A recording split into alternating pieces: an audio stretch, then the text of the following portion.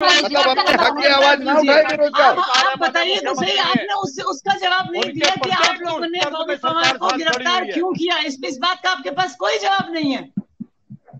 एक क्वेश्चन का जवाब दीजिए, क्या बॉबी पवार आतंकवादी है? क्या उन्होंने कोई ऐसा कृत्य किया कि उनको गिरफ्तार करना बहुत जरूरी हो गया? आप लोग तो चाहते हैं युवाओं को भटकाना, आप तो चाहते हैं कि युवा आतंकवादी बने। अरे भाई अधिकारों का हनन करें। बॉबी पवार को गिरफ्तार क्यों रितिका जी, डिबेट में वर्जन तो आने दो पहले। ये गलत तरीका है डिबेट का, पहले वर्जन आने दो भाई। आप लोग सब, मैं इस समय बागेश्वर में हूं और आप देख रही हो नेटवर्क की कितनी बड़ी समस्या है, और हम लोकतंत्र में जी रहे हैं रितिका, और लोकतंत्र में अमृत काल है ये। उत्तराखंड के अंदर भारतीय जनता पार्टी अमृत काल के दौर में जनता को जो है अमृत काल की चाशनी दे रही है, और उसमें आप देख लीजिए, हम अगर बागेश्वर में घूम रहे हैं तो हमारे ऊपर भी पूरी निगाह है। हम लोकतंत्र में जी रहे हैं और चुनाव में हैं हम। पहले उत्तराखंड क्रांति दल का चुनाव चिन्ह छीना, और अब नेताओं के पीछे पूरी फोर्स लगाई हुई है। सरकारी मशीनरी का जो दुरुपयोग लोकतंत्र में बागेश्वर में हो रहा है, आप देख सकते हो। एक नौजवान लड़का अपने नौजवान युवाओं के अधिकारों को संरक्षित करने के लिए देहरादून में संघर्ष कर रहा है पिछले 4-5 साल से। उत्तराखंड क्रांति दल की युवा विंग उसके साथ में सपोर्ट में खड़ी है, यूएसएफ।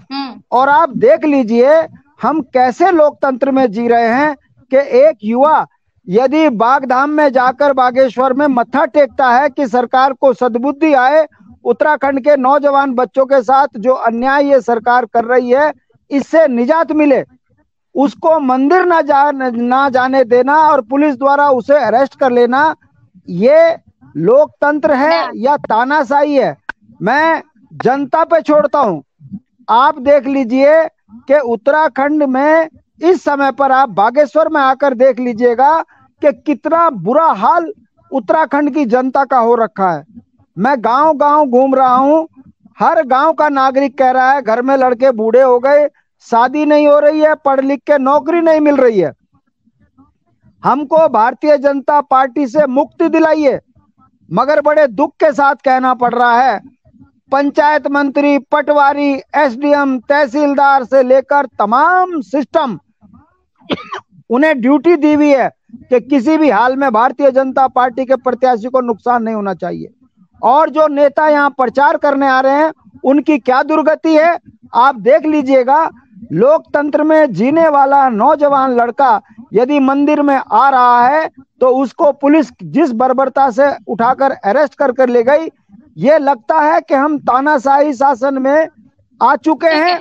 और भारतीय जनता पार्टी अपने कुकृत्यों से इतना घबराई हुई है कि उसको लगता है कि यहाँ प्रचार प्रसार ना हो, केवल इनकी जय जयकार हो। और बॉबी पवार को अरेस्ट करना ये बताता है कि भारतीय जनता पार्टी बहुत डरी हुई है। उसको लगता है कि बॉबी पवार के आने से भारतीय जनता पार्टी बुरी कदर हारेगी, इसलिए उनको आनन फानन में पुलिस के दम पर अरेस्ट कर वहां पर जो है एक माहौल तनाव का बनाया गया है। वो तो सही बात यह है रितिका कि उत्तराखंड क्रांति दल के केंद्रीय अध्यक्ष इंद्रमणि बडोनी जी के जो है मूर्ति के नीचे धरने पे बैठ गए, केवल इस बात के लिए कि उत्तराखंड में लोकतंत्र में नौजवान बच्चों का ये दमन ठीक नहीं है।